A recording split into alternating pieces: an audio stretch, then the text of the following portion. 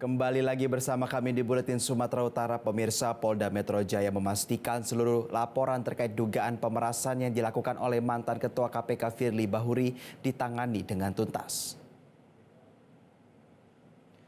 Kabid Humas Polda Metro Jaya Kombes Pol Ade Ari menegaskan pihaknya masih melakukan serangkaian proses penyidikan terhadap kasus pemerasan Firly kepada mantan Menteri Pertanian Syahrul Yassin Limpo.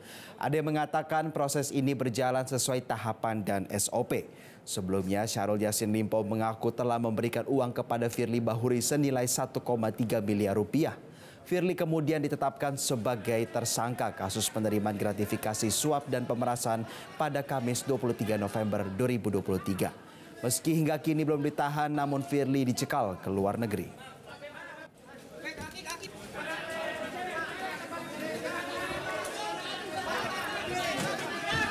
Waktu yang lalu Bapak Kapolda Metro Jaya sudah menyampaikan bahwa semua laporan yang diterima oleh Polda Metro Jaya dan jajaran itu akan ditangani secara tuntas, ya. Jadi mohon waktu, semuanya berjalan, berproses, ada tahapannya dan butuh waktu, ya. Semua ada SOP-nya, semua akan ditangani.